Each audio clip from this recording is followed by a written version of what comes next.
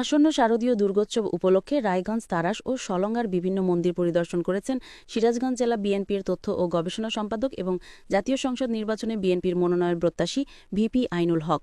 এ সময় তিনি ভক্তদের সাথে কুশল বিনিময় করেন এবং বিভিন্ন মন্দিরে অনুদান প্রদান করেন।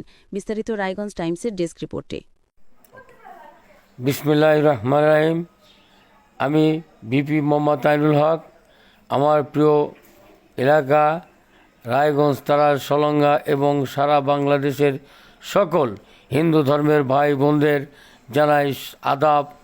আপনাদের সবচেয়ে বড় ধর্মীয় উৎসব শারদীয় দুর্গোৎসব উপলক্ষে সবাইকে জানাই আন্তরিক অভিনন্দন ও শুভেচ্ছা। এই মহোৎসব আপনাদের জীবনকে শান্তি, সৌহার্দ্য, সমৃদ্ধিতে ভরিয়ে তুলুক, এটাই আমার প্রত্যাশা।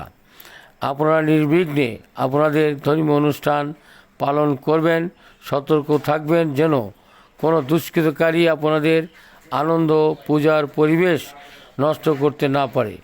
আমরা সর্বদা আপনাদের পাশে আছি এবং প্রশাসন আপনাদের নিরাপত্তা নিশ্চিত করতে মাঠে রয়েছে।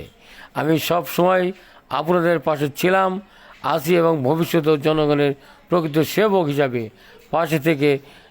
পাশে থাকতে চাই। আসন্ন জাতীয় সংসদ নির্বাচনে আমি বিএনপি থেকে মনোনয়ন প্রত্যাশী। আপনাদের ভালোবাসা, দোয়া ও সমর্থন আমাকে আরও শক্তি যোগাবে, জনগণের কল্যাণ কাজ করার অনুপ্রেরণা দেবে। আপনাদের সকলকে আবারও শারদীয় দুর্গোৎসবের শুভেচ্ছা ও আন্তরিক ধন্যবাদ জানিয়ে আমার শুভেচ্ছা বক্তব্য এইখানে শেষ করছি। খোদা হাফেজ। বাংলাদেশ জিন্দাবাদ, বাংলাদেশ জাতীয়তাবাদী দল জিন্দাবাদ, শহীদ জিয়া ওমর হক, বেগম খালেদা জিয়া জিন্দাবাদ। বিভিন্ন মন্দিরে আগত ভক্তরা বলেন, ভিপি আইনুল হক ভাই সবসময় আমাদের পাশে থেকেছেন। আজকেও তিনি আমাদের উৎসবে এসেছেন। আমরা চাই তিনি নির্বাচনে জয়ী হয়ে জনগণের কল্যাণে আরও কাজ করবেন। আমরা নিরাপদে পূজা করছি। উনি আমাদের আশ্বস্ত করেছেন, পাশে থাকার প্রতিশ্রুতি দিয়েছেন। আমরা বিশ্বাস করি উনি জনগণের প্রকৃত নেতা হবেন।